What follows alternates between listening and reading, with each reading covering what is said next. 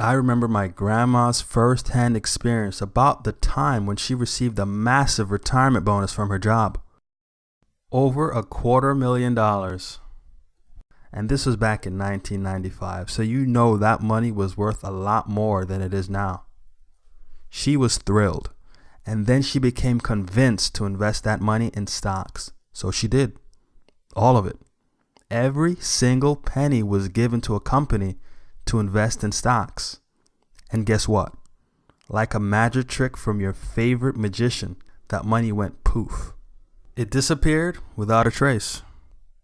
Needless to say, she was devastated. But the good news is, this book will help many avoid making similar mistakes, and hopefully, this video will too.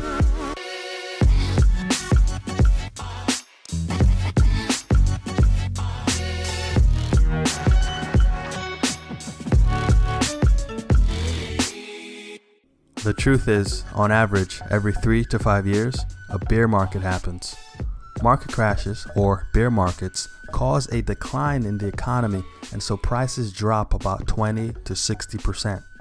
That's when words like recession and Great Depression gets thrown around to describe economic decline. And if you watch the news, you're likely to feel panic, fall into pessimism, and start to wonder, will the market ever recover?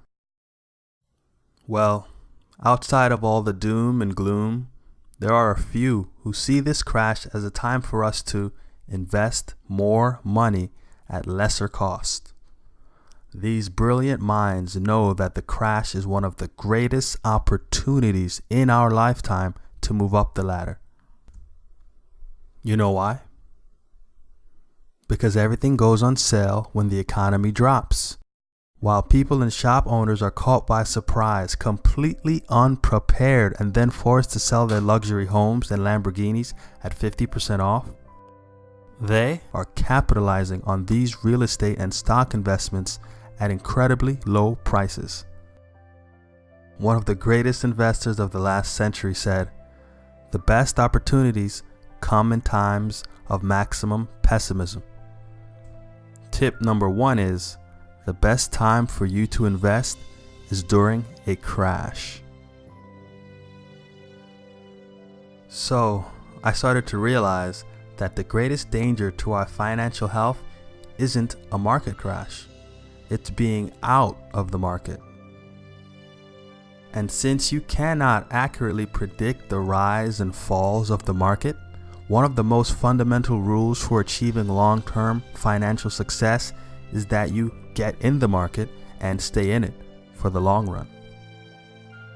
But then that begs the question, which stock investment should you make? Well, this book recommends a solution that allows us to make money almost entirely on autopilot. The solution is for you to buy and hold onto every stock in an index such as the S&P 500.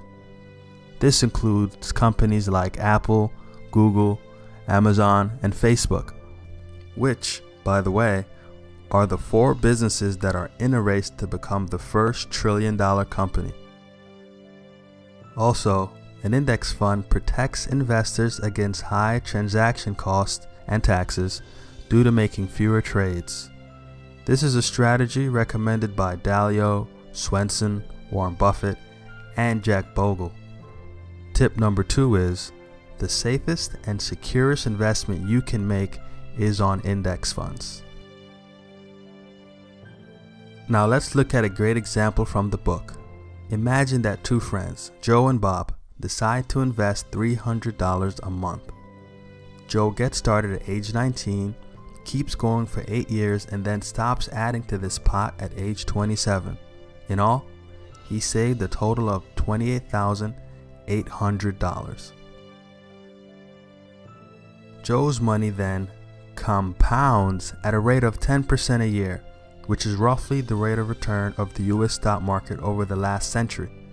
By the time he retires at age 65, how much does he have? The answer is $1,863,287. His small $28,800 investment has grown to nearly a $2 million investment. So let's look at his friend Bob. Bob gets off to a slower start and begins investing the same exact amount, $300 a month, at the age of 27. He's a disciplined guy and keeps on investing $300 a month until he's 65, a period of 39 years. His money also compounds at 10% a year. The result?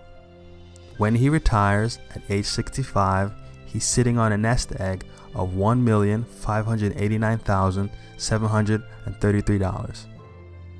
So, if we step back for a moment, we can see that Bob invested a total of $140,000, which is almost 5 times more than the $28,800 that Joe invested.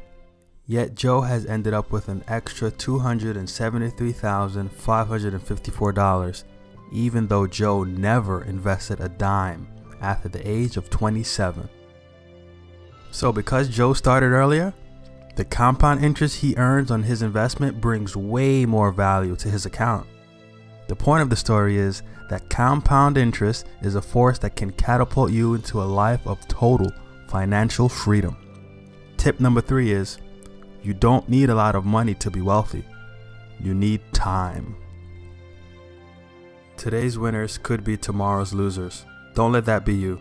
One of the biggest mistakes you can make when getting into financial investments is relying on a financial broker to manage your portfolio.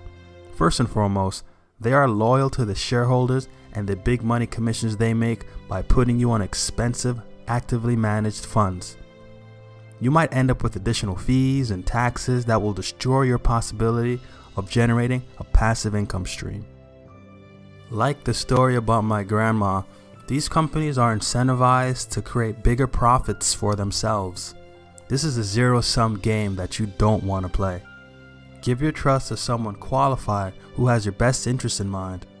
Registered investment advisors, like doctors and lawyers, have a fiduciary duty and a legal obligation to act in your best interest at all times. Tip number 4 is, your financial broker will make you broker. The thing is, so many adults my age are not investing.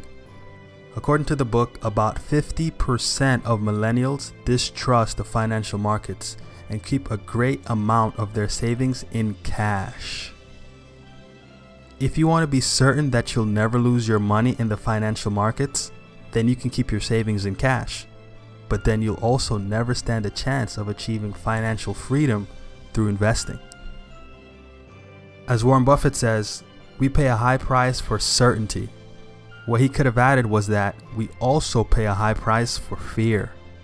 If you live in unwarranted fear, you've lost the game before it even begins. How can we achieve anything if we're too scared to take a risk? You have to focus on what you can control, not on what you can't. When you become unshakable, you have unwavering confidence even amidst the storm. You are no longer trapped by circumstances or by fear of the coming crash. At the same time, you don't want to be too confident. That can lead to making bad decisions, such as relying heavily on one stock, like Apple, or trying to predict the market corrections and fluctuations. Remain clear-headed and use logic over emotions. Act on the basis of knowledge. Tip number 5 is, don't invest emotionally in your financial investments. And these are the 5 passive income tips I learned from reading Unshakable by Tony Robbins. If you know someone who is not a financial genius and may benefit from any of these 5 tips in this video, then please share this video. And of course, if you like the video, leave a like. If you like the channel, please subscribe.